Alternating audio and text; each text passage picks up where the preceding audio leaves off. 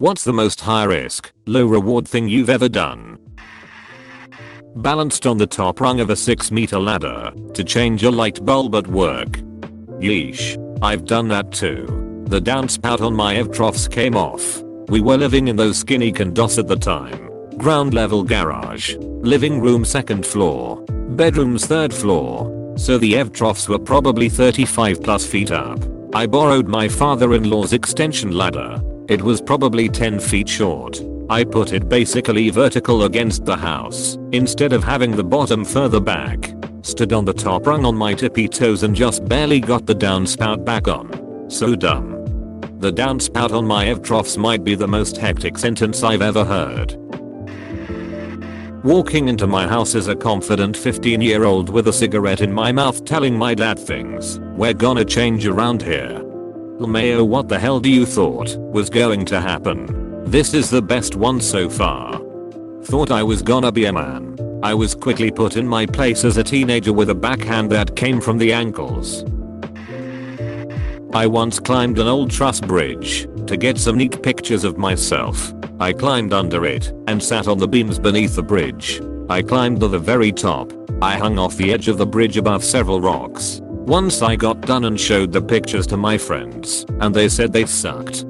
Should have worn a Spider-Man costume. Would have made the whole ordeal look cooler, come to think of it. Even then most people would have described the pictures as crap or mega crap.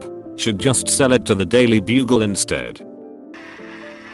Whilst building a house, the 2nd floor had an I-beam that extended out into nowhere that needed to be painted with rust protection paint. The floor had not been installed yet and the joists were still going in. To save time, I shimmied out to the end of the beam and started painting. Every breath of wind made the whole thing sway. Just my movements made it wiggle a fair bit. Nearly took a 6-meter swan dive to a concrete floor about 12 times. I could have painted it after the floor was in, but that would mean laying down drop sheets and lots of messing around. Should have waited. Was a totally stupid thing to do. Stupid? Maybe. But I've seen a lot of painters do a lot of stupid stuff like that, me included. So I think you were just playing the part. I knew a painter. Took a summer job outside of the city. Fell and paralyzed himself. Poor guy bled to death. Family found out days later when he didn't return any calls. I skipped class after a standardized test. Literally the afternoon teachers were showing movies and doing nothing, and I decided it was smart to get in school suspension to sit behind a warehouse and nap with my dumbest friend. Were they good movies or those weird education documentaries on something dumb? Like those ones about the difference between singular and plural spelling or something? Taking a year in a program I wasn't interested in to try and get a girl who turned me down instantly. Dick decisions are always the worst. The human race almost ended because of dick decision source. Just started watching Battlestar Galactica. I stole every wheel off the chairs in my high school's computer lab as a joke during a 20-minute break. I still have one of them. Probably cold gotten expelled, just for a slightly funny joke and a useless chair wheel. Well, I'm glad it didn't have a permanent bearing on your future. 8/10 pun.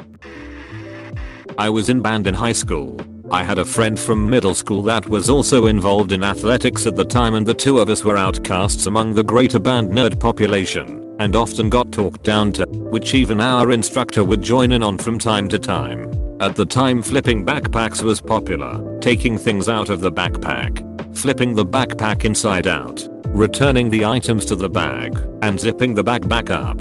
One day when we had a substitute in, and he had the class watch the typical BS Mozart movie from the 80s again, I found a mega bag of zip ties and convinced my buddy to help me flip every student's backpack, zip tie the bags closed, and then zip tie the bags into the instrument lockers while everyone watched the movie. If we got caught and reported, the instructor 100% would have suspended us. So we were on extra rigid right as we were wrapping up. The substitute locked eyes with us from across the room and realized what was going on and decided to pretend nothing happened, and we completed the mission right on time. The class was very pissed as the lights flicked on and they saw what had unfolded. The substitute came back for a class later that year and talked to us saying he had to actively try not to lose his shit when he saw what was going on. I ducking love you, Mr. Hudson.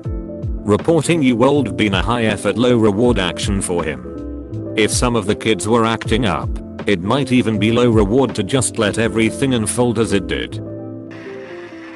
Letting my mom count to 0. RIP. RIP. Going way beyond the speed limit when I first started driving. When I think of the car stuff we tried when young. Man, I shouldn't be alive. Mixing water with petrol to see if it works. When I was about 7, there was some kind of meeting we had at school where the school counselor was asking a large group of us if there was anything we were sad or mad about. I think it was basically meant as an introduction to the concept of a counselor. I was sad that my great grandmother had recently died, and I mentioned it. The counselor told me that it was okay to be sad, that there's a grieving process, etc. You know, the regular advice for that sort of thing. But for some bizarre reason, what I told my mother later was completely different. To this day I cannot figure out why I did this. I don't remember disliking the counselor or anything like that. The only thing I can think of is that maybe I was doing one of those nonsensical what happens if I do this thing experiments that old kids do. I told my mom that the counselor had told me you need to just forget about it and move on with your life. I had no idea what can of worms I had just opened. My mom was livid. Over the course of the next few days, she called the school asking why the counselor would say something like that to me, and she discussed it with a few different people. They asked what the counselor's exact words were according to me, and my mom sat down and began to write a letter to make it into a formal complaint.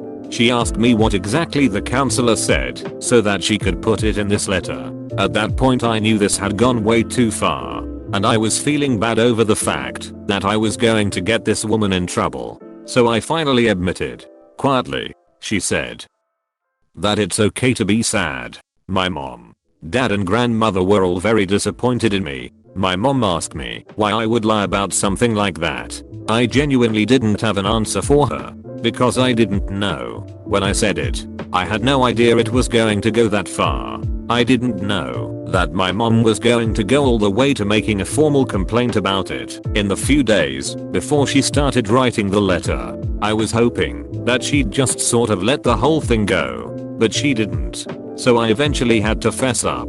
I still feel bad about that to this day, because assuming the counselor was told about this, she had to be wondering why I was trying to get her in trouble. She was a nice lady and didn't do anything wrong, but for whatever reason, I clicked the wrong dialogue choice and quickly realized that I couldn't exactly reload from save.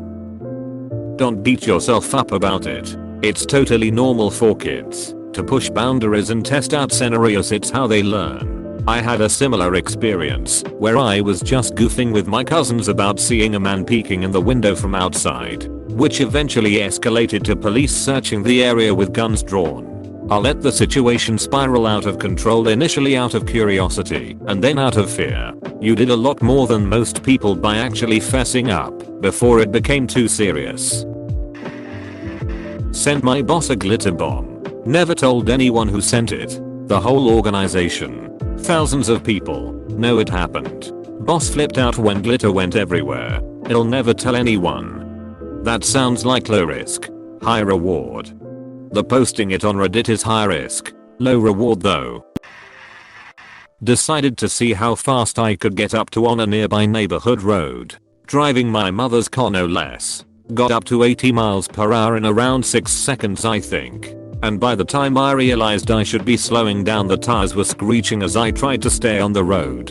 It was a mostly straight neighborhood road, 35 miles per hour, that curved near the end leading to a 4-way stop. I got up to 80 right where the road began to curve, and as I was turning I was going so fast that I went over into the other lane, just a foot or two from going up over the curb. Slowed down and brought the car to a stop at the intersection, and my family member sitting in the passenger seat looked over at me as if he had just shit the life right out of himself. I was 19 at the time and got my license that same summer. My passenger was 16. I've never had such a powerful moment of instant regret after that day. I didn't feel cool at all. I could have killed a pedestrian, a child, or myself and my family member. That was the day I truly learned that I could lose my life, and have respected all traffic laws since. Well, to a reasonable extent. I'm only glad that we came out completely unharmed.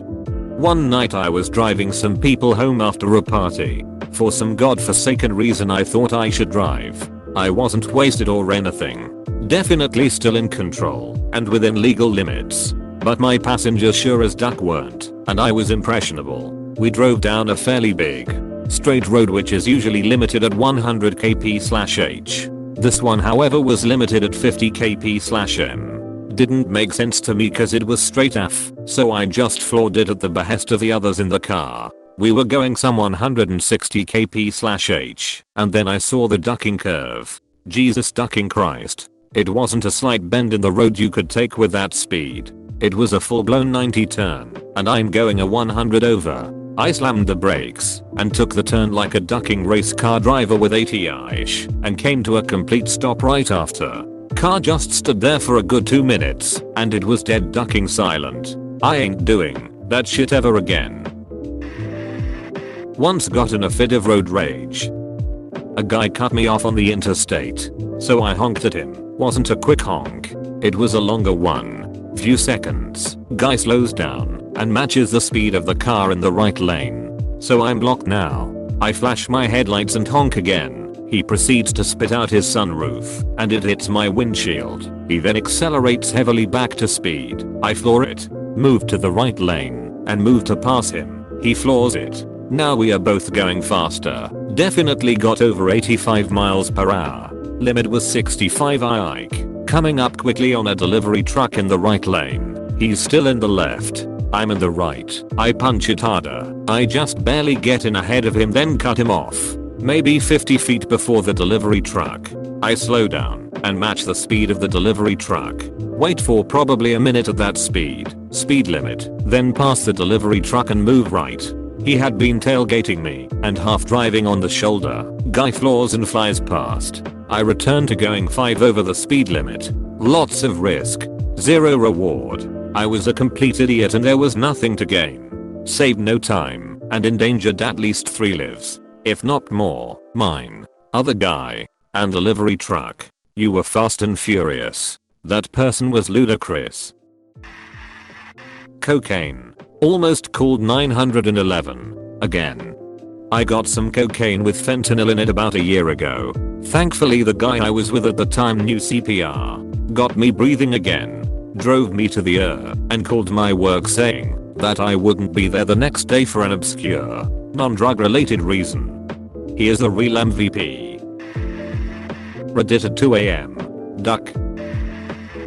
Hey, thanks for watching, and don't forget to subscribe for more daily Reddit videos.